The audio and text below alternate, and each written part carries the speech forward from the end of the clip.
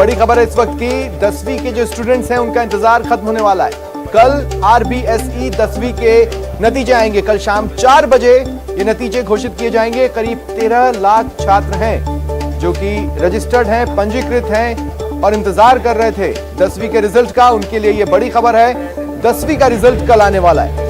देखिए, हाल ही में प्रदेश सरकार ने वो फॉर्मूला डिसाइड कर लिया था जिसके आधार पर 10वीं और 12वीं के नतीजे बनने थे। हालांकि पहले प्रदेश सरकार 10वीं और 12वीं की परीक्षा कराना चाहती थी, लेकिन जिस तरह से कोरोना के चलते हालात बदले, ऐसे में फिर परीक्षा को रद्द कर दिया गया छात्रों के हित, छात्रों के स्वास्थ्य को देखते हुए। और फिर एक फॉर्मूला तय हुआ रिजल्ट बनाने का। अब उस फॉर्मूले के आधार पर रिजल्ट क्या रहता है, कितने नंबर किसको मिलते हैं, ये कल सामने आ जाएगा। सहयोगी अभिजीत इस वक्त हमारे साथ फोन लाइन पर है। अभिजीत, क्या जानकारी है?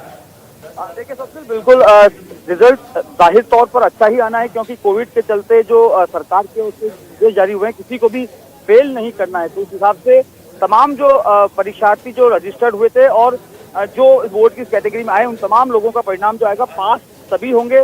सप्लीमेंट्री, जैसे हमने 12वीं में जो रिजल्ट देखा था कि सप्लीमेंट्री और पास इन दो कैटेगरीज में ही डिवाइड होगा पूरा रिजल्ट।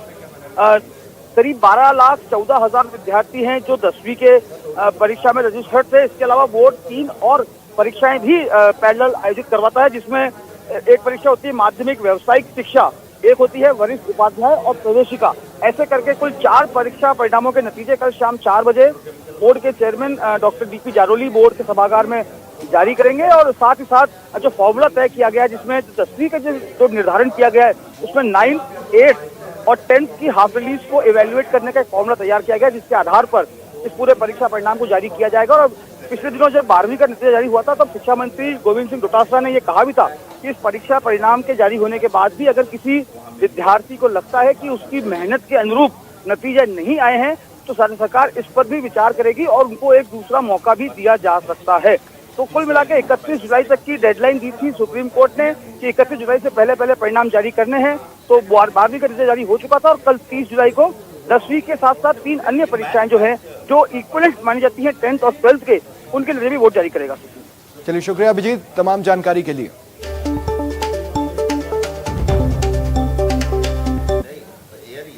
और चलिए बात करते हैं माकन की, जो कि मरुधरा में है और लगातार दूसरे दिन भी मेगा मंथन वो करते रहे। सत्ता और संगठन में मजबूती के लिए मरुधरा पहुंचे प्रदेश प्रभारी अजय माकन ने आज अपने मिशन के अहम हिस्से को अंजाम दिया। 2 दिन में माकन कांग्रेस के सभी विधायकों से रूबरू हुए, उनसे फीडबैक लिया और पार्टी के साथ ही सरकार की मजबूती का रोड मैप तैयार किया। लेकिन सबसे अहम सवाल है कि क्या इस अमृत मंथन से सत्ता और संगठन में बदलाव भी दिखेगा? मंथन से संगठन को अमृत, इस मंथन से अमृत निकलेगा जो राजस्थान में कांग्रेस को मजबूत करेगा और राजस्थान की जनता की अपेक्षाओं पे और अधिक हम खरा उतरेंगे। 1 to 1 के बाद ऑल इज वेल। मतलब सर ऑल इज वेल है, सब वेल है सर? नहीं, वेल ही है, वेल क्या खराब क्या होता है। मंथन के अंतिम चरण के बाद गहलोत कैबिनेट के वरिष्ठ सदस्य और चिकित्सा मंत्री रघु शर्मा का बयान का संकेत साफ है कि पार्टी में सब कुछ ठीक ठाक है। माकन ने दूसरे दिन अजमेर, उदयपुर, बीकानेर और जोधपुर संभाग के 20 जिलों से ताल्लुक रखने वाले विधायकों से चर्चा की। बीजेपी भले ही इस मंथन पर सवाल उठा रही है, लेकिन कांग्रेस के मुख्य सचेतक डॉक्टर महेश जोशी के मुताबिक कांग्रेस में फीडबैक की परंपरा रही है। कांग्रेस हाईकमान और कांग्रेस हमेशा इस तरीके के फीडबैक लेती रहती है। ये कांग्रेस की परंपरा है। कभी ऑर्गेनाइज तरीके से लेती है, कभी व्यक्तिगत तौर पे लेती है। उसी फीडबैक का ये एक हिस्सा है। इसमें निश्चित रूप से ये बातें जरूर होंगी, जिसके मन में जो बात होगी वो कहेगा और हाईकमान के सामने अपनी बात रखने का सबको हक होता है। उधर माकन से चर्चा के दौरान किसी तरह की शिकायत से भी पार्टी साफ तौर पर इनकार कर रही है। चिकित्सा मंत्री डॉक्टर रघु शर्मा का दावा है कि प्रोपेगेंडा है जो टिकेगा नहीं। नहीं, मेरे कोई खिलाफ कोई प्रोपेगेंडा है भी नहीं और होगा तो टिकेगा भी नहीं। लेकिन भाई साहब जैसा है नहीं, होगा तो टिकेगा भी नहीं। वहीं मंत्री बीडी कल्ला का दावा है कि निस्वार्थ भाव से पार्टी की सेवा करना हमारा फर्ज है। रोज रुद्राभिषेक जहाँ भी रहता हूँ करता हूँ, कोई मायने रखने की जरूरत नहीं और निस्वार्थ भाव से करते हैं। पूजा जो है वो किसी उद्देश्य से नहीं की जाती।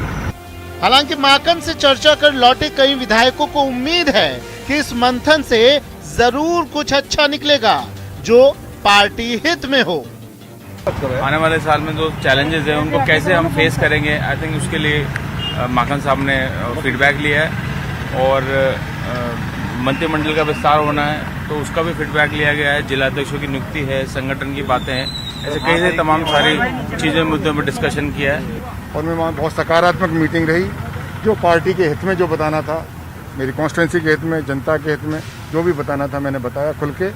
हमने कहा कि कांग्रेस पार्टी सरकार सत्ता संगठन अच्छा काम कर रहा है और आने वाले समय में जो कमियां उनको पूरी करने से कांग्रेस 2023 में सत्ता में आने से कोई रोक नहीं सकता। संगठन को मजबूती देने की इस मुहिम में माकन ने 28 जुलाई को 3 संभागों के 66 विधायकों से चर्चा की थी। वहीं 30 जुलाई को माकन पीसीसी मुख्यालय में पार्टी के प्रदेश पदाधिकारियों और अग्रिम संगठनों के अध्यक्षों से भी चर्चा कर फीडबैक लेंगे। वहीं मंथन के बाद सीएम आवास में सभी विधायकों के लिए डिनर कार्यक्रम के जरिए ऑल इज वेल का संदेश देने की कोशिश हुई है। दीपक व्यास के साथ दिनेश शर्मा, न्यूज 18 नेटवर्क, जयपुर। और